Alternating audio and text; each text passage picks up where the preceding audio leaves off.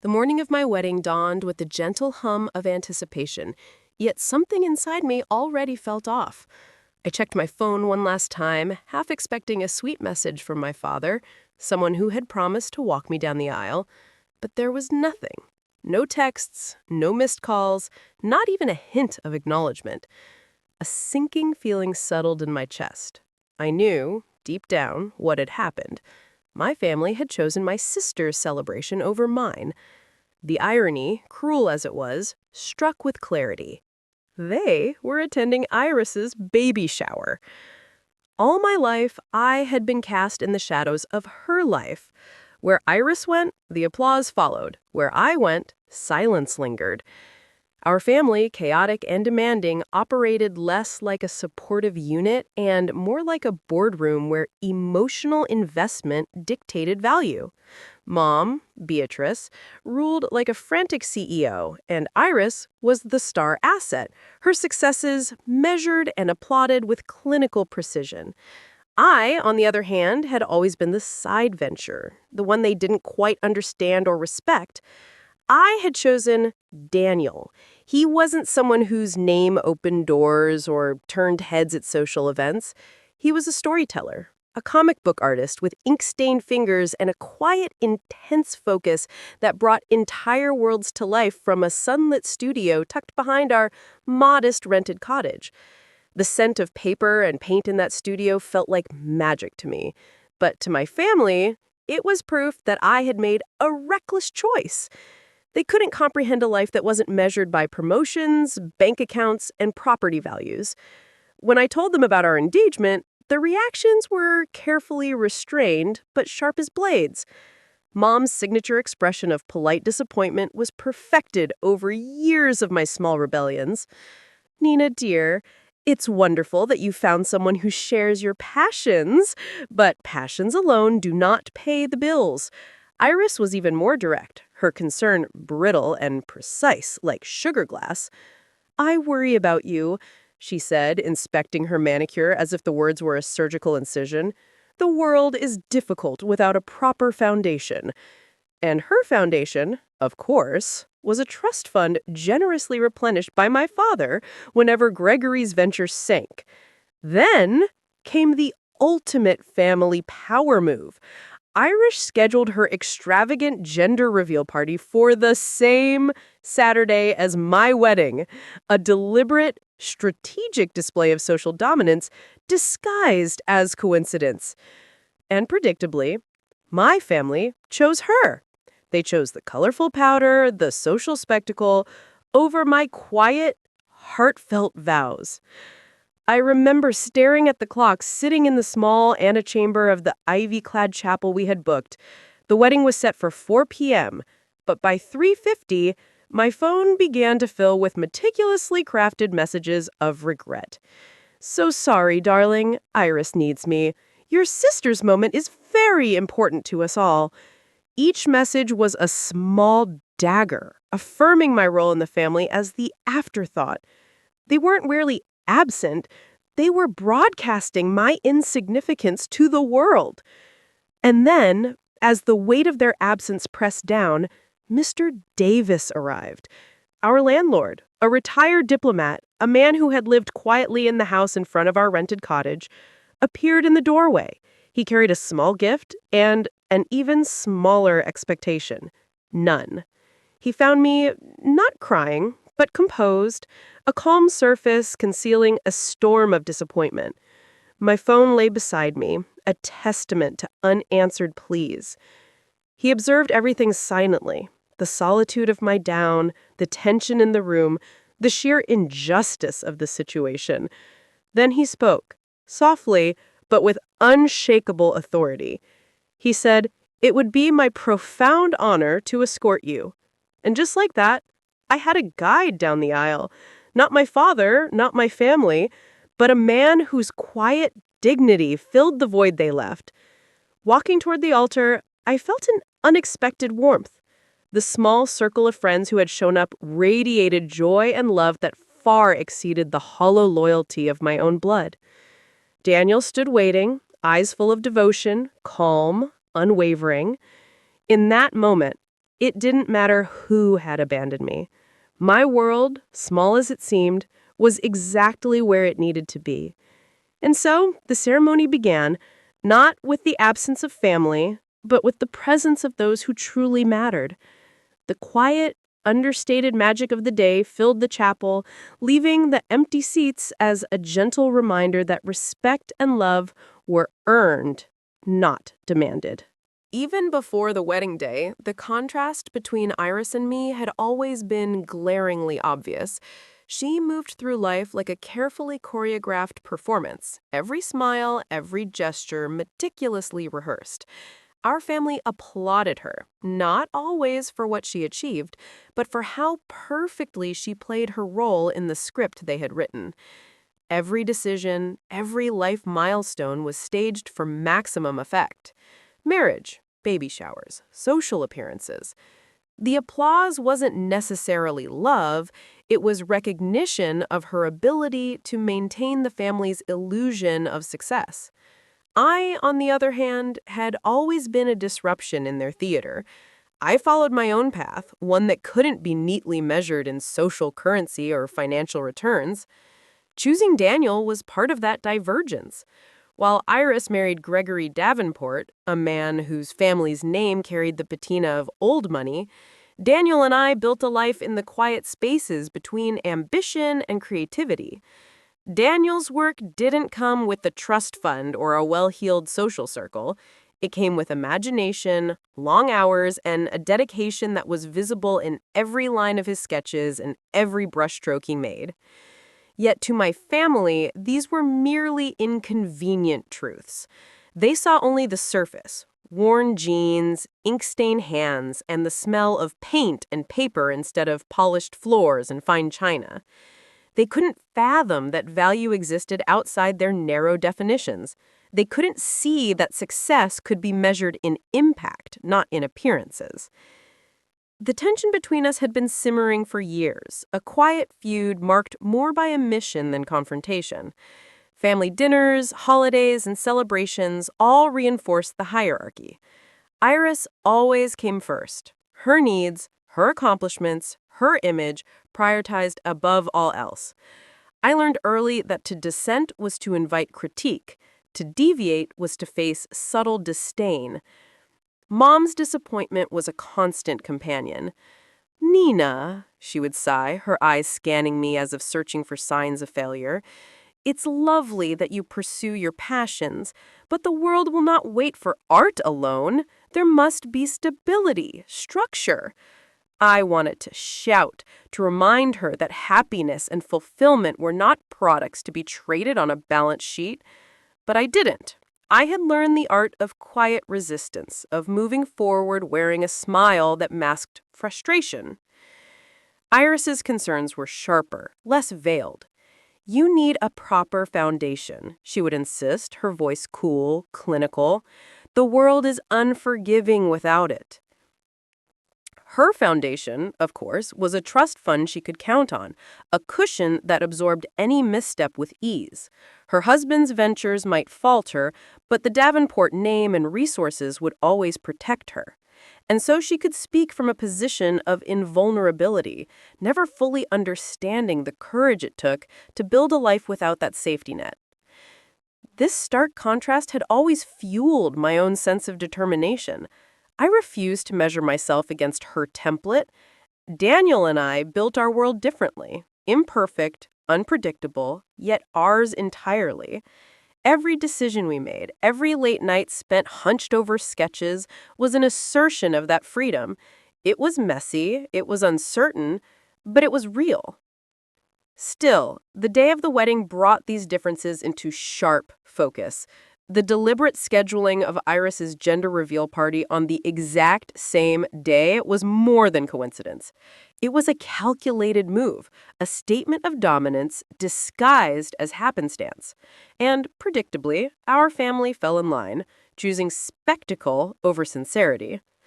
As I prepared for the ceremony, my heart ached not just from absence, but from the realization that love and loyalty could be so selectively distributed. My family had decided what and who was worthy of attention.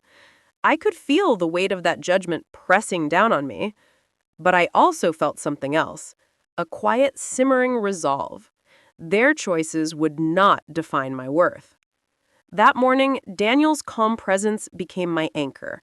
His focus, unwavering and serene, reminded me of why I had chosen him. While the world around us obsessed over appearances, we had built a bond rooted in authenticity and shared dreams. In that small sunlit studio, in the pages of his art, we had created a world immune to judgment, a sanctuary where talent and devotion mattered far more than social standing. By the time the ceremony hour approached, I felt a mixture of nervous anticipation and quiet defiance. The empty seats, a stark reminder of familial preference, could not diminish the love and support that truly counted. I had learned something essential. Life was not a performance for others' approval, and success was not dictated by who clapped the loudest. And as I stood there, gown flowing and heart steady, I realized that the real challenge of the day was not the absence of family. It was embracing the freedom that absence offered.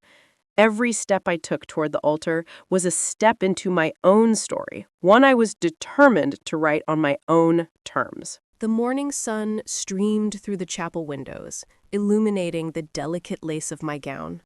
It should have been a moment of pure joy, yet the emptiness of the pews gnawed at me. My father, Jeffrey, who had promised countless times to walk me down the aisle, was nowhere to be seen. Each passing minute reinforced the cruel reality: my family had abandoned me for Iris's celebration. I had imagined this day countless times: smiles, warm embraces, laughter, but reality was starkly different. The world I had dreamed of sharing with Daniel seemed almost fragile in the quiet of that ivy-covered chapel. My phone buzzed incessantly, though not with words of support. Messages poured in: "So sorry, darling, Iris needs me. Your sister's moment is important to us all. We simply cannot get away from family obligations." Each one was a precise reminder of my role: irrelevant, secondary, overlooked. Yet, amid this cold wave of neglect, Daniel was unwavering. His hand found mine, a silent promise of partnership and love that required no validation from absent relatives. His presence was a quiet reassurance that, for the first time, I was fully seen, not as a shadow to my sister, but as a partner, a woman stepping boldly into her own story. Then, unexpectedly, Mr. Davies appeared. Our landlord, a retired diplomat, had arrived at the chapel carrying a small gift. He took in the scene, his eyes scanning the empty seats, my poised but tense posture, and the flurry of unanswered calls on my phone. I expected polite condolences, maybe a few words of encouragement, but what came next was extraordinary. "It would be my honor to escort you down the aisle," he said, his voice calm yet authoritative. For a moment, disbelief froze me. My father had failed to show, but here was a man, quietly dignified, willing to step in. I nodded, a mix of gratitude and astonishment washing over me. As we walked together, the chapel seemed to shift. The empty seats no longer felt like rejection. They became a canvas on which my own story could unfold. Friends who had arrived for me radiated warmth and love that far surpassed the hollow loyalty of my family. Every smile, every whispered word of encouragement reinforced what I had always known: love and support come from those who truly see you. The ceremony, intimate yet profoundly meaningful, moved forward with elegance and authenticity. Daniel's eyes never left mine, and I felt the depth of our connection in every breath, every quiet glance. His devotion was not performative, it was real, unwavering, and grounding. That night, as we stood on the deck of the yacht, the ocean stretching endlessly before us, I finally allowed myself to breathe. The missed calls, the messages, and the absence of my family, they were no longer wounds. They were a stark revelation. My life was mine to lead, and the love that mattered most had never left my side. Daniel's hand in mine, the whisper of the sea and the promise of adventure ahead, reminded me of the truth I had long suspected. Family recognition is fleeting, but self-worth and genuine partnership endure. And in that moment, the emptiness of the chapel transformed into freedom, a first step toward the life I had always dreamed of, one written not by the judgments of others, but by the courage to follow my heart. The day after my wedding began with an eerie quiet. The air in our small cottage felt heavier, as if the walls themselves knew the absence of my family at the ceremony.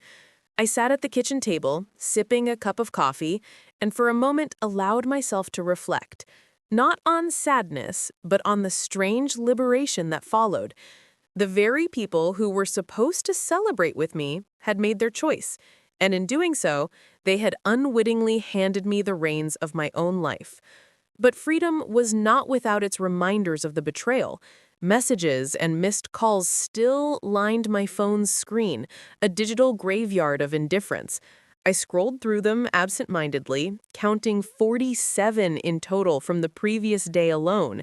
Each one, carefully phrased, carried the weight of polite detachment. "So sorry, darling, Iris needs me. We're celebrating a once-in-a-lifetime event. Wish you were here." The cruelty was subtle, hidden behind sugar-coated words, yet the message was clear. I had been deprioritized, sidelined, erased. My thoughts turned to Iris. She was already the center of attention in our family's theater of loyalty. Every social event, every minor success was magnified and applauded. But her carefully curated life came at the expense of others, mine most of all. I had been conditioned to play a supporting role, my ambitions quietly dismissed, my achievements minimized. And yet the anger I felt was tempered by something else: clarity. I could see, finally, how my family's values had skewed entirely towards appearances, social climbing, and the illusion of success. Daniel, as always, was my anchor. While I wrestled with the emotional residue of the family's betrayal, he remained grounded, quietly supportive, and fully present. His presence reminded me of what truly mattered. He didn't measure love or success by the approval of others. Instead, he valued integrity, effort, and creativity, the very qualities that my family had long overlooked. Then came the moment that would set the next chapter of our lives into motion. I decided to post a single photograph on Instagram. Daniel and I standing together on the steps of our little cottage, sunlight spilling across our faces, a quiet symbol of our independence and joy. I captioned it simply, "Our new beginning." I did not anticipate what would follow. Within an hour, my phone erupted with 47 new missed calls and a flurry of messages. My family had been shaken, not by anger or reproach, but by astonishment. They were confronted with a reality they had never imagined. I had moved on, I had chosen my happiness, and I had done so without their approval. It was a small, subtle victory, but one that carried immense significance. My life was no longer dictated by their whims or their selective attention. Their absence at my wedding had not diminished me, it had highlighted my resilience. Each notification was a testament to the dissonance between their expectations and my reality. They had assumed their choice, to prioritize Iris over me, was unassailable. Yet in that simple post, I reminded them that the game had always been mine to play. For years, my family had measured value through financial security, appearances, and social maneuvering. I was the side venture, the off-the-books project whose worth they refused to calculate. But through Daniel, through my own determination, I had discovered a truth they could never fully understand. Real value is not recognized by wealth or status, but by integrity, passion, and the impact one leaves on the world. By evening, I sat quietly in our sun-drenched studio, watching Daniel sketch, his focus unwavering, the room filled with the familiar scent of ink and paper. I realized then that the real celebration was not in the events they had chosen, but in the life we were building for ourselves. And while the sting of betrayal lingered, it was tempered by a newfound sense of autonomy. The empty chairs, the polite apologies, and the missed calls, they were no longer chains. They were markers of a boundary finally drawn, a clear separation between a family's shallow expectations and the life I had consciously chosen to lead. That night, as we prepared for our first evening alone as a married couple, I felt a profound sense of liberation. The past could not hold me, nor could the judgments of those who failed to see me. For the first time, I understood the power of choosing oneself, of defining one's own story, and of embracing love and respect that were earned, not assumed. The chapel was quiet, almost too quiet.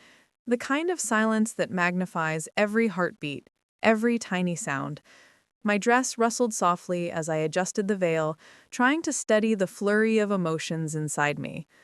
I glanced around the room, counting empty seats, hoping for some sign of regret or reconsideration from my family. But there was none. The betrayal was complete, palpable, and yet strangely freeing. Then, almost like a scene from a storybook, he appeared. Mr. Davies, our landlord and retired diplomat, stepped into the room carrying a small gift wrapped in simple brown paper. There was a calm authority in his movements, a quiet dignity that seemed to fill the empty chapel more than the absent presence of my family ever could. His eyes took in the scene, my solitary stance, the array of unanswered messages blinking on my phone, the tension etched into my posture, and for a moment, nothing was said. He simply observed, fully aware of the weight of the moment. Finally, he spoke. "It would be my honor to escort you down the aisle," he said, his voice steady and warm. I felt a rush of relief mixed with disbelief. My father had failed me, my family had abandoned me. Yet here was a man who had no obligation, no prior connection, stepping forward purely out of respect and kindness. As we walked, the chapel seemed to transform. The emptiness no longer felt like rejection. It felt like an opportunity. Every step forward became a declaration, a statement of independence. Mr. Davies's calm presence gave me the courage to lift my head high, to walk with dignity despite the absence of those who were supposed to be there. The small group of friends who had attended radiated warmth and joy. Their enthusiasm was genuine, heartfelt, and a stark contrast to the hollow gestures of my family. It became clear that the love that mattered most had been present all along.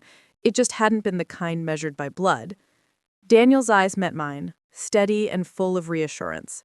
His focus and love were unshakable, proof that true connection doesn't require validation from outsiders. After the ceremony, Mr. Davies did something remarkable. He made a quick phone call to Jonathan Parrish, a reclusive historian and philanthropist whose family Daniel had been illustrating in a deeply personal project. In minutes, arrangements were made for a private yacht as a wedding gift, a luxurious honeymoon that neither Daniel nor I had expected or requested. The irony was exquisite. My family had dismissed Daniel as insignificant, judged only by the absence of wealth and societal standing. Yet here was proof that true talent, dedication, and integrity commanded attention and respect from those who truly mattered. Standing on the yacht deck later that day, the wind in my hair and the ocean stretching endlessly before us, I finally understood the power of recognition earned, not demanded. My family's absence, their polite abandonment, had inadvertently highlighted the values that truly shaped a fulfilling life: love, respect, creativity, and authenticity. That evening, as the sun dipped below the horizon, painting the sky in shades of gold and violet, I took a moment to reflect. Mr. Davies, once a quiet figure in the background of our rented cottage, had become a pivotal presence in a life-altering moment. His actions reminded me that allies often appear where you least expect them, and that support can come from the most unlikely sources. For the first time, I felt fully empowered. I had chosen my path, embraced love that was genuine, and stepped into a new life unshackled by the expectations and judgments of others. The yacht, the ocean, the warm embrace of those who truly cared, it was a living testament to the life we had created together, one built on authenticity rather than obligation.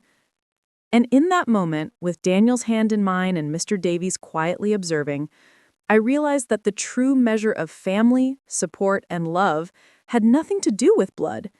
It had everything to do with presence, dedication, and the willingness to step forward when it mattered most. The morning after the wedding, our world felt quietly expansive.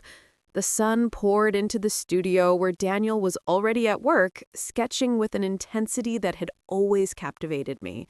Watching him, I realized that the value of his craft was something my family had never comprehended.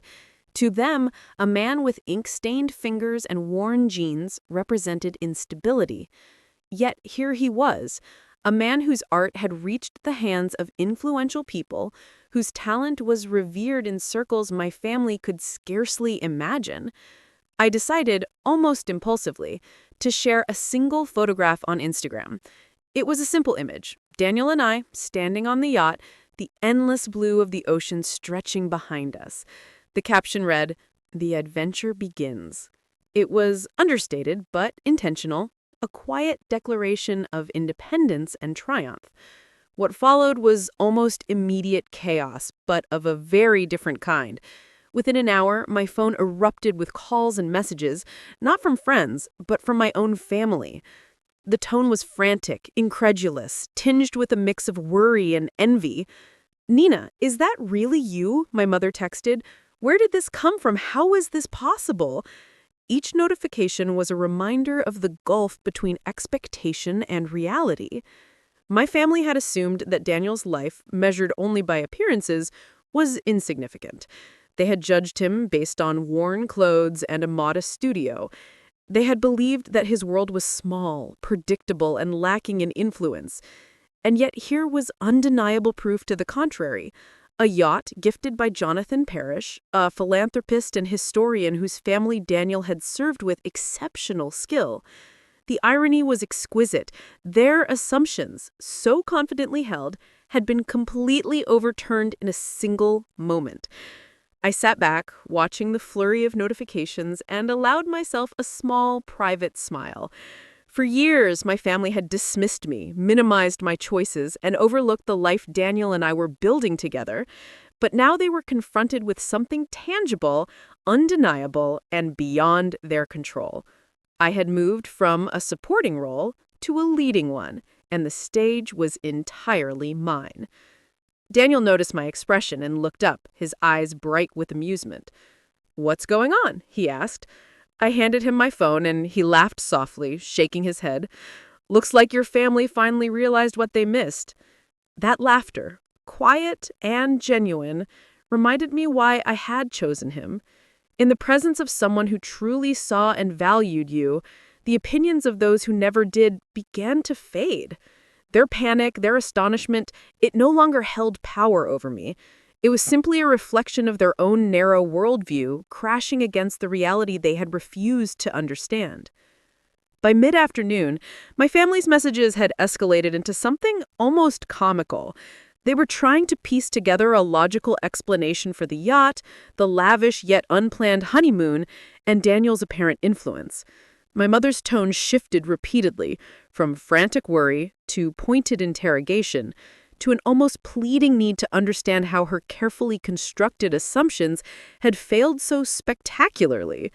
And through it all, I remained calm, deliberate, and in control.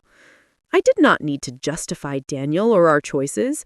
Their shock was not my responsibility. Instead, I let the silence speak, allowing the magnitude of our independence and achievements to resonate fully. By evening, the reality was undeniable. Daniel's world was vast, rich with connections, influence, and recognition, and I had a front row seat to it all. The realization struck me profoundly. True success and respect are earned, not inherited.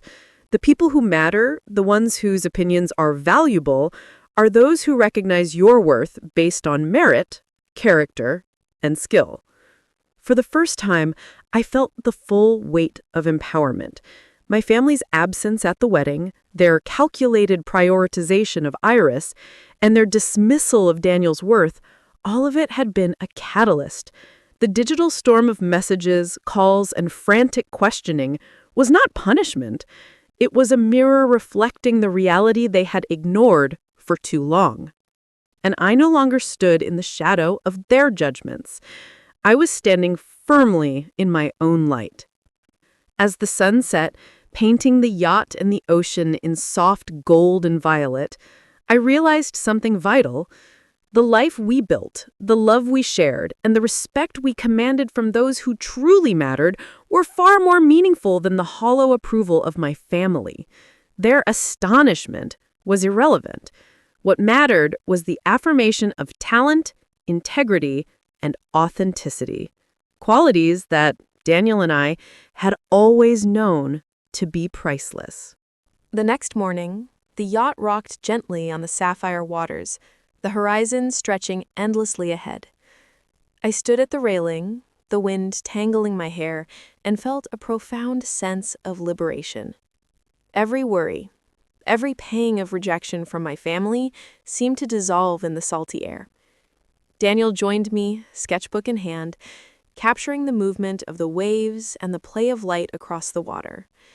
We had chosen a life together, free from the expectations and constraints that had defined my family. Daniel's art, his passion, and his dedication were no longer underestimated or dismissed. Here, in this expanse of sea and sky, we were celebrated for what we truly were, not what others assumed we should be. It was a life we had actively claimed, a world of our own making. Back home, my family's frantic attempts to reach us continued. My phone, though muniged, brimmed with notifications. Each missed call and message was a reminder of their obsession with control and perception. Yet on this yacht, those attempts felt impotent, almost absurd. They had underestimated the depth of our lives, the alliances we had built, and the power of choices rooted in authenticity. Mr. Davies' intervention had been pivotal, but it was Daniel's dedication that had created the path. He had approached every project with respect, integrity, and unmatched skill. His work with Jonathan Parrish had not been about recognition or reward. It had been about devotion to craft. And in that devotion, he had earned opportunities and respect far beyond the superficial criteria my family valued. As the day progressed, we explored the yacht, each corner revealing luxury and thoughtfulness. Yet it was not the opulence that thrilled me, it was the realization that we had stepped fully into a life defined by values that truly mattered. The world we navigated together was rich with purpose, creativity, and mutual respect. We were no longer playing a supporting role in someone else's story. We were protagonists in our own narrative, writing each chapter as we pleased. That evening, I posted another photo, a quiet snapshot of our hands intertwined against the backdrop of the glowing horizon. The caption was simple: first steps, endless journey. Within minutes, the digital avalanche began again. Messages and calls from my family poured in, but this time they were laced with confusion, envy, and desperate attempts to rationalize what they had missed. It was clear their assumptions had crumbled, their plans to maintain control had failed, and the life they sought to dictate was moving forward without them. Daniel noticed my contemplative silence and smiled. He said, "They're still trying to figure it out." I nodded, a smile tugging at my lips. Their astonishment was not my responsibility. What mattered was the quiet, steady joy of a life built on genuine connection, respect, and shared dreams. In the privacy of the yacht, away from judgment, comparison, and expectation, I finally allowed myself to reflect on everything. Years of striving for approval, subtle undermining, and overlooked accomplishments had led to this moment. And in that reflection, I realized the most profound truth. Happiness, fulfillment, and recognition cannot be imposed by others. They are cultivated through choice, integrity, and courage. As the sun dipped below the horizon, painting the ocean in shades of molten gold, I felt a sense of invincibility. Our lives, our love, and our achievements were ours alone.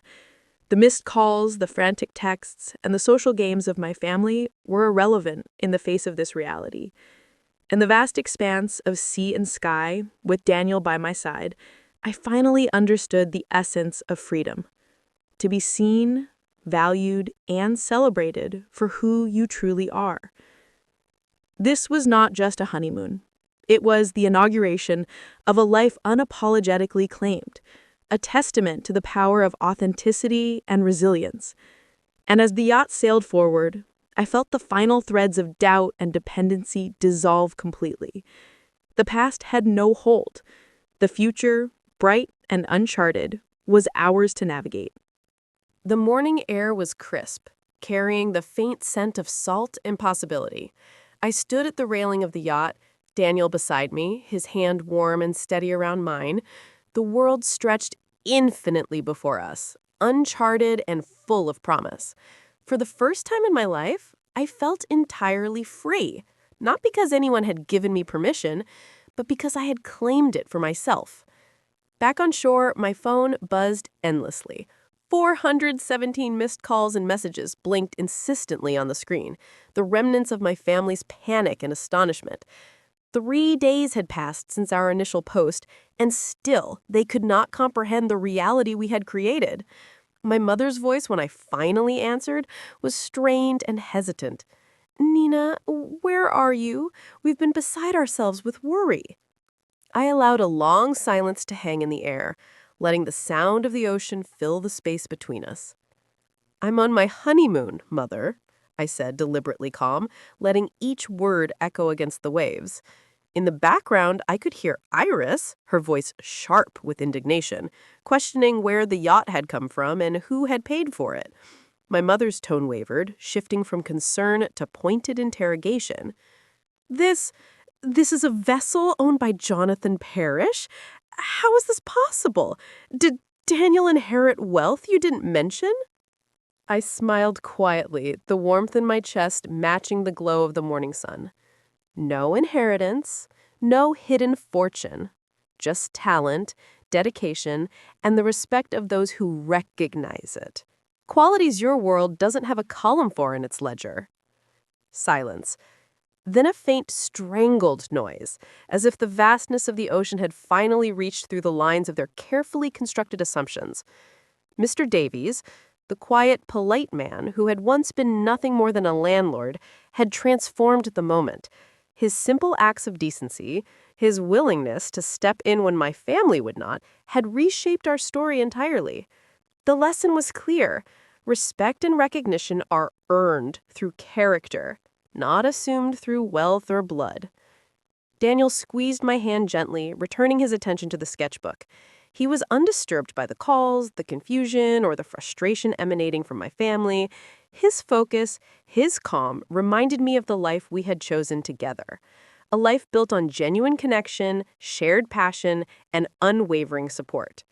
In that moment, I realized the truth I had long suspected but had never fully embraced. The people who abandon you are irrelevant when those who truly see you stand beside you. I ended the call, disconnecting the final thread of obligation, resentment, and expectation.